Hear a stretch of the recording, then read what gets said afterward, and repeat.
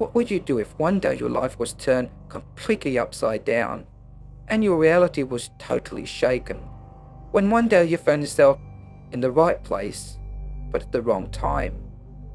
You would have experienced a glitch in time, what is commonly known as a time slip. The following stories will have you wondering whether or not we do indeed exist in the Matrix, and occasionally that Matrix has a temporary hiccup, and you might be caught right in the middle of it. The following are 3 mysterious time slip and time travel stories. Story number 3. On October the 20th, 1969, on Highway 167 north of Abbeville, Louisiana, a man known only as LC and his business associate Charlie were driving down Highway 167 at about 1:30 in the afternoon. It was a warm day, and they had their windows rolled down. After driving for a while, they noticed a very old turtleback car with the rounded back travelling in the next lane over. They pulled up alongside of it, matching its speed. They claimed the car was in brand new condition, with an orange license plate dated 1940. They thought perhaps it was off to a car show or belonged to a collector. What was truly strange was that its driver, a young woman, was dressed in 1940s attire, with a child in the passenger seat also dressed in 1940s clothing. Their confusion turned to urgency when they realized the young woman was in distress. As LC described, she appeared on the verge of tears. This prompted LC to ask the woman through a rolled-up car window if she needed help. She nodded yes, so he motioned her to pull over, and she nodded again. LC and Charlie then drove in front of her and pulled over to the side of the road. But when they turned to look back at the woman in her old car, expecting her to pull up behind them, she had seemingly vanished. There was absolutely nobody else around, just LC and Charlie looking at each other in disbelief. At that moment, another car pulled up behind them, where its driver jumped out, himself panicked, asking what had just happened to the car in front of him. From his description, it had simply blinked out of existence. They talked for a moment and then searched in a daze for an hour. The woman and her car were simply gone. LC and Charlie wanted to keep the event a secret, while the third man felt they should report the incident to the police. But what, after all, could be done? And what the hell would they tell the police? Story number 2. In 1993, Alf and Eileen Roberts were heading back to their hotel at Dunster, Somerset, UK, as they had been travelling around Devon. It was 7:30 p.m, and they found that they were lost and suddenly ended up in an unknown village. They stopped to check their map and looked across at a polished wooden sign that said Bampton, Best Kept Village, 1976, and everywhere were tubs of flowers. But the strange thing was, it was utterly silent, and there were no people to be seen.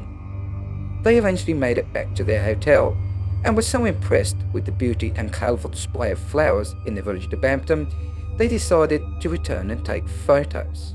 However, on their return, they found that all the tubs full of flowers had gone. The polished wooden sign had gone, and the whole village looked different, but it was Bampton. It was at this time they realised there were strange anomalies. Whilst previously in the village, he'd dropped a cigarette on the map, leaving a burn mark, but now there was no sign of the map being burned. And when they first entered the village, it was 7:30 p.m, and when they left, their watches were still showing 7:30 p.m. It was as if time had stood still.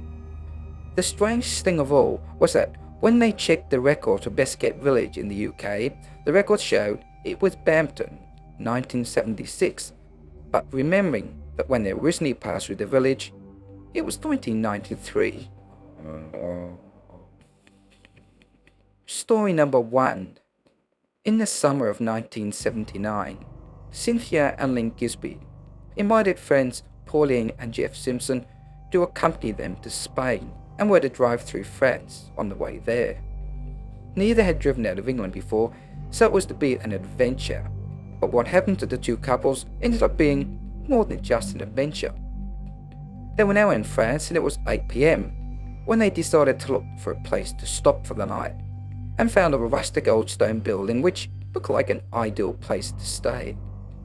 They were politely greeted by the owner, and fortunately one of them could speak a little French. On entering, they found a small room with a few wooden tables with white tablecloths. They were then shown to their rooms where they found an old wooden bed with a fur-like covering. When they pulled back the blanket, they found a feather mattress and the sheets were made of harsh calico-type linen. By this stage, they were feeling rather cold and decided to close the window, but were then shocked to find there was no glass in the window, only shutters. That night, they were amazed at the exquisite old French cuisine, and the beer tasted like it was made locally. What shocked them the most was that the cutlery appeared very old.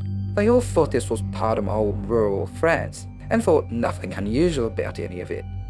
The next morning before breakfast, the couple was so impressed with their food and accommodation that they decided to take photographs of themselves in and around the old building. Whilst having breakfast, 2 gendarmes entered the building and proceeded to drink cognac and coffee that appeared to be a regular morning ritual. The strangest thing was their uniforms appeared to be very old style. Then a young woman walked in wearing a very long dress. Again, her apparel was very old-fashioned. As they were about to pay the bill, one of the men asked the policeman where the nearest motorway was, and he appeared to have no idea what he was talking about.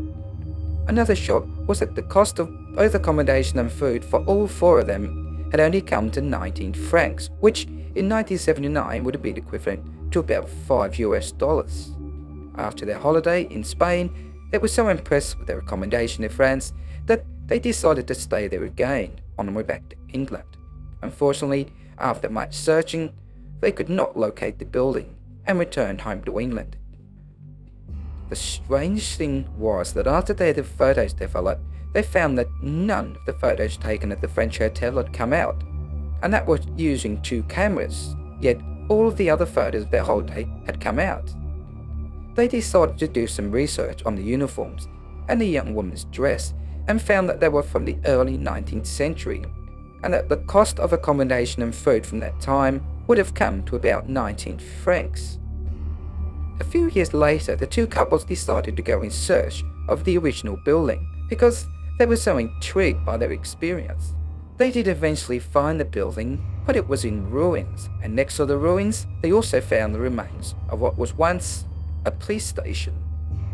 What confused both couples the most was if they had entered a time slip and found themselves in the early 19th century, why did the people not notice their car or question their modern clothes? And how were they able to pay their bill in modern money? This confused them even more.